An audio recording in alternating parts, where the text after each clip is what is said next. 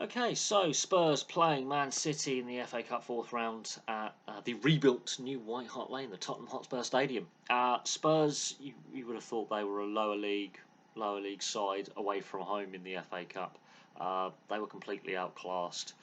Man City wasteful in front of goal, and you can see with both sides that they are missing key players and they are missing focal points up front. Now, Richarlison um, was isolated for Spurs. Timo Werner, they didn't get him involved enough. He was making a lot of good runs and was available, and they just didn't get the ball to him. So distribution by Spurs, they misplaced so many passes in this game. They invited pressure onto themselves. Man City have had a goal ruled out. They've also scored the only goal of the game through Nathan Ake, which is their first goal in 5 years at this new stadium. They've not had a good record at the new rebuilt White Hart Lane, or the new Tottenham Hotspur Stadium. They've not had a great record here. They've had over 100 opportunities on goal created in 5 years, and Nathan Ake has scored the first Man City goal at the new White Hart Lane. Now the goal was ruled off. Actually, the on-field officials ruled it offside anyway, and it was the correct decision. And it's a very, very, very tight decision. The fact it went to VAR and wasted a couple of minutes, when you've got to draw lines on the TV screen, this is where VAR, I think, has got problems, in the sense that the time it takes, the lack of communication with fans who are watching on the TV, fans in the stadium. We knew they were reviewing it for the offside, but it's that length of time. It does get the decision right. It backs up the on-field officials. In my mind, it should not have got to VAR. The check should be going on in play anyway, and if they've got it wrong, yeah, there's ways of doing it. But that did set the stall out. Man City, Oscar Bob getting in for a rebound. You're thinking, okay, maybe this Tottenham side, they're not looking great. They're sloppy at the back. They're overplaying themselves into trouble. They can't get out their half. You would think Man City could score 4, 5 or 6. And as the game wore on, they get more frustrated. Spurs didn't help themselves. I felt Spurs were poor for the entire game. They didn't help themselves. But Man City couldn't take advantage of Spurs being sloppy and just off the pace.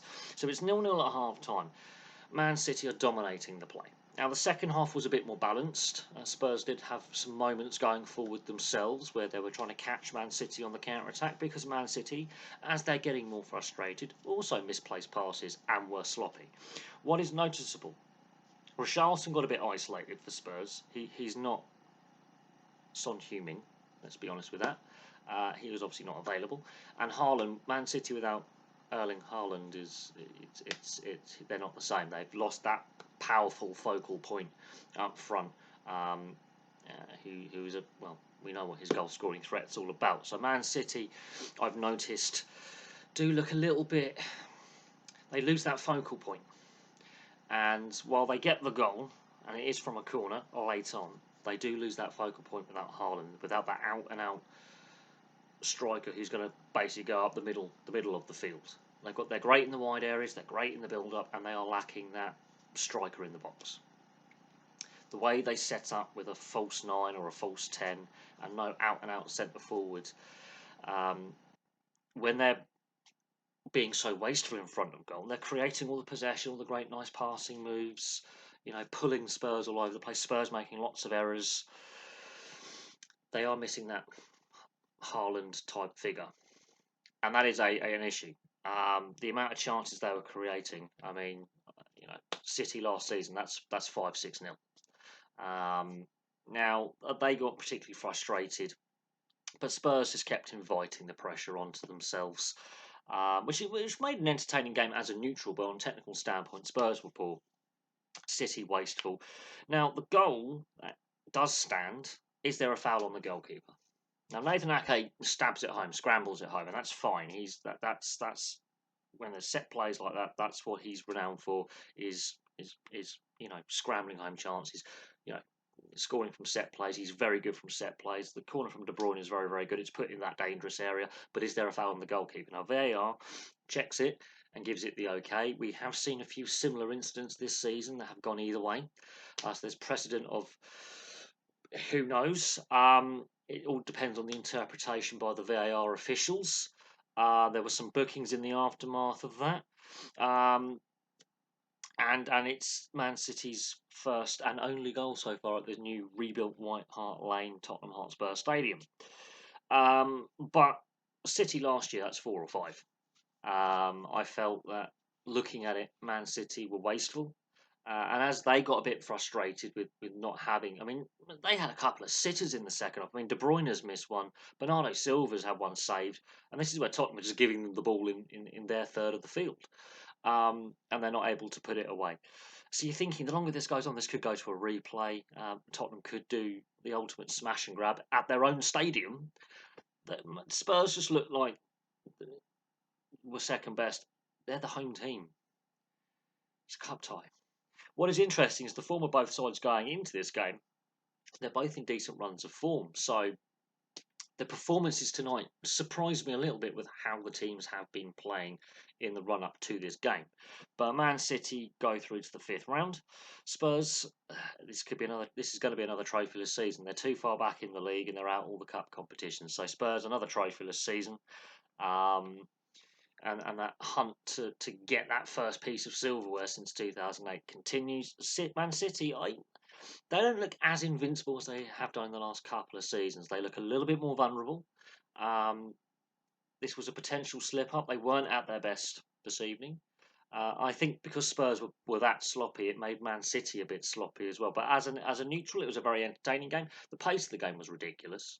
The intensity of the game was ridiculous. The amount of chances City created was ridiculous, but their finishing percentage was poor, and that has to be a concern um, for the team going forward. Is their finishing accuracy was not good enough. De Bruyne is still not fully fit. Haaland isn't available at the moment, so they aren't not firing on all cylinders. They get a win, but I don't think they'll be overly happy with how they performed. City last season, that's 4 or 5. That is 4 or 5 if this is Man City last season. Tottenham would have been put to the sword. It would have been 2-3, maybe 4-0 at half time. Tottenham were that bad. So there are a few concerning warning signs with this Man City side. And even Man City tonight, petulant with some repetitive fouling. It was a bit of a spicy game. There were a few flashpoints. Man City's, giving away far too many fouls.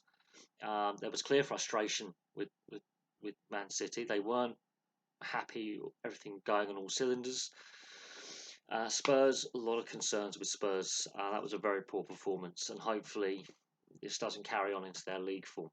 But another trophy this season for Spurs. Man City, a few warning signs there that they're not all is not 100%, but it's the sign of a good side when they're not in a game, not playing particularly well in a game, and they still get a result away from home at a stadium and against a team that they've not had a good head-to-head in that ground since that stadium's opened, and then they've struggled to score. So there is that. Anyway, for me, for now, thank you very much for watching. Place your thoughts on the game in the comment section below. I'll have some more content for you very, very soon.